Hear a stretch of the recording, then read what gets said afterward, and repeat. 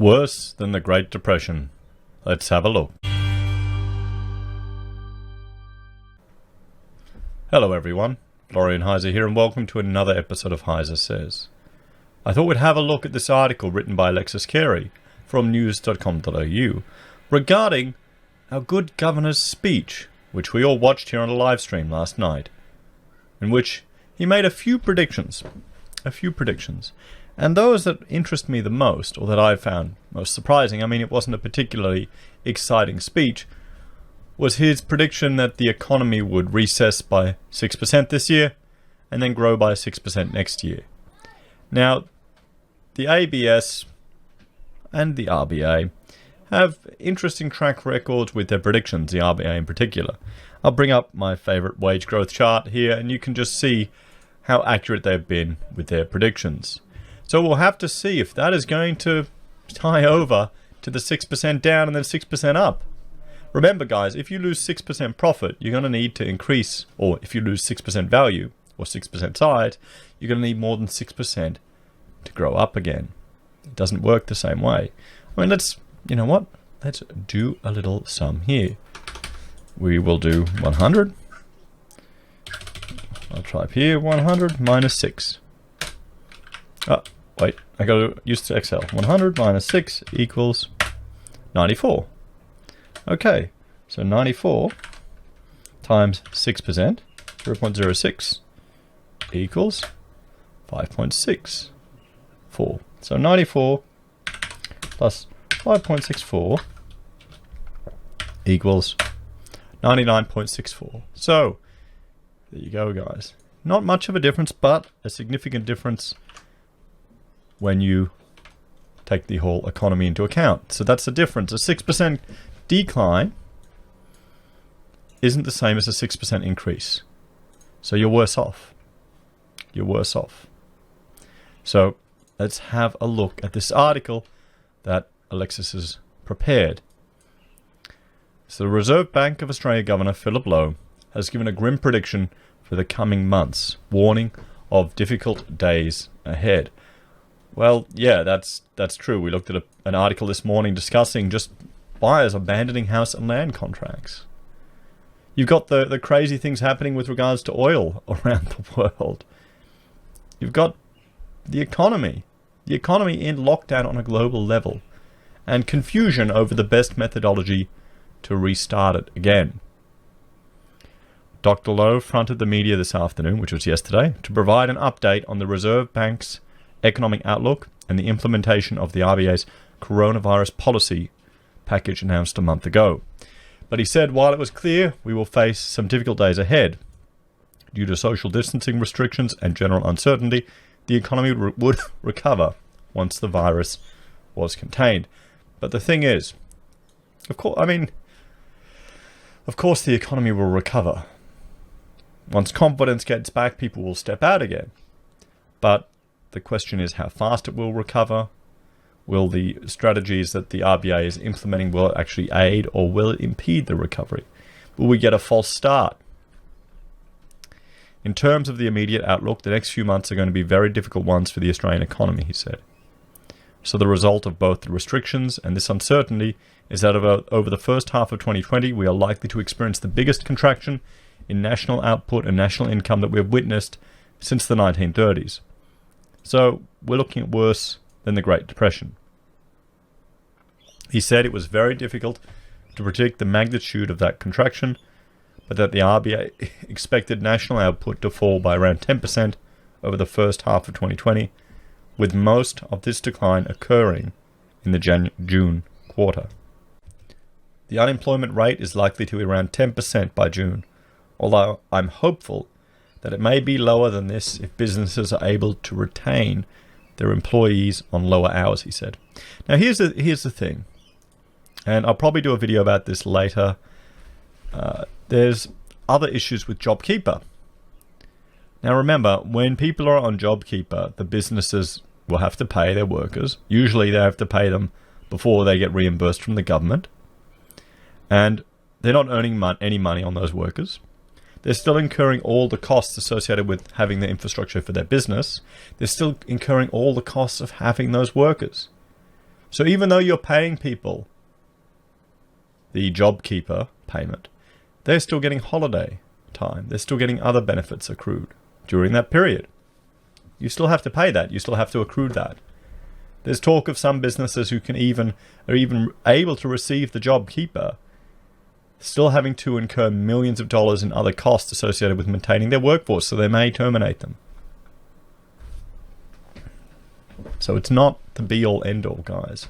In some ways, I can appreciate why the government wants to maintain that relationship between worker and employer, but they're putting a burden onto business that I thought we had a whole lot of bureaucrats paid a lot of money to do. Funny that, isn't it? These are all very large numbers. Getting back to this, about the unemployment rate by about 10%. Remember, that's ABS. And ones that was inconceivable just a month or two ago. What depends on who you talk to. Depends on who you talk to. There have been people who've been warning about this for quite some time. They're just not considered part of the mainstream. They've got these unconventional views that maybe Keynesian approach to monetary intervention into the economy isn't the best approach. We'll have to see, guys. It's definitely, all this intervention's definitely working really well, propping up all these zombie companies, artificially having bubbles by creating money everywhere. Yeah, brilliant. Just brilliant. In terms of inflation, we're already expecting a significant decline in the June quarter. The large fall in oil prices, combined with the introduction of free childcare and the referral or reduction in some price increases, means that it is quite likely that year-ended head inflation will turn negative in the June quarter. If so, this will be the first time since the early 1960s when the price level had fallen over a year. So is this the start of deflation? He said the economic data still to come would present a very sobering picture of the state of our economy, with many reports of record decline in economic statistics likely, although he stressed this period would pass. Well, yes, that's the thing. If you look at Roy Morgan, their unemployment unemployment's over 16%. Underemployment, I think, was 23%. Underemployment and unemployment. They did a late March survey to get more up-to-date data as opposed to the ABS. Why isn't the ABS doing that? Why aren't they as flexible? Why aren't they as able to get the data faster, particularly now in the future with access to technology, mobile phones, everything? Surely there has to be better ways to do what they're doing, because they're just too slow. Their data is too slow and it's useless by the time we get it. Key to the economic recovery will be the country's strong balance sheets of our governments, private banks, and the Reserve Bank itself.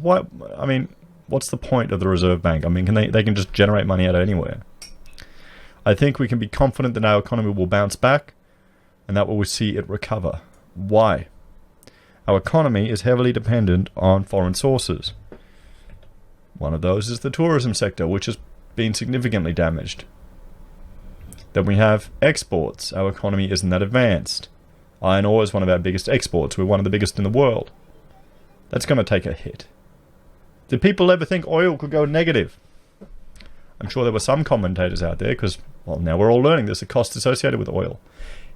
Guess what? There's a cost with holding property. What if you have an investment property? You've got a mortgage.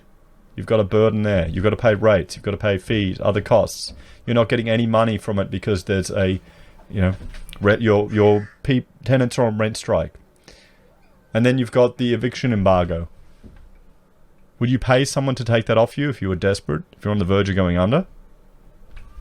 Would that be a property going negative? What about Mascot Towers? Potentially $500,000 in costs associated with it. Would you pay someone to take that off you? Property could go negative, guys. I'm not saying it's something I would ever imagine or even have thought about before what happened with oil, but it couldn't happen, could it? It couldn't happen. Dr. Lowe said, one plausible scenario was that restrictions would be progressively relaxed by mid-year, with most bar international travel lifted by the end of 2020. Under this scenario, we would expect the economy to begin its bounce back in the September quarter and for the bounce back to strengthen from there. If this is how things play out, the economy could be expected to grow very strongly next year, with GDP growth of perhaps 5 or 7% after a fall of around 6% this year. Sorry, no, 6 or 7% after a fall of 6%. Okay, so he was even going up to 7%. However, he said it was likely the unemployment rate would remain above 6% over the next couple of years, with many firms delaying or cancelling wage increases. And regardless of the timing of recovery, he said the twin health and economic emergencies would cast a shadow over our economy for some time to come, with some businesses likely to be permanently lost in the months ahead. There would also be a high level of debt in many households, and many households might reevaluate the risks of having highly leveraged balance sheets, he said. We're all learning to work, shop and travel differently at the moment, and some of these changes will probably stay with us for some time, requiring a rethink of business models. He also recapped the RBA's policy response to the illness, which came with 5 elements, including a reduction of the cash rate to 25 basis points, which is unlikely to increase for some time. Second, the RBA has also introduced the target for the yield on 3-year government bonds of 25 basis points, and a preparedness to buy government bonds in whatever quantities are needed to achieve that target. Okay? That is essentially, that amounts to a license to print money, or a declaration. They will print as much money as they need to buy those bonds to hit that rate. So there you go. The third element was the introduction of a term funding facility allowing authorized deposit-taking institutions to have access to funding from the RBA for 3 years at 25 basis points, with additional funding available if they increase their lending to businesses. I just received an email today, someone spruiking me to try and borrow money for my business. We've got access to this funds. I still don't know which businesses will do that. The fourth element of the package is to use the RBA's daily open market operations to make sure there is plentiful liquidity in the Australian financial system, while the fifth was the term funding facility, with around $3 billion of an initial allowance of $90 billion already drawn, with around 35 institutions so far participating. Our monetary response is keeping funding costs low right across the country, and it is keeping credit available to businesses and households, he said. The fiscal response is providing significant support to both jobs and incomes.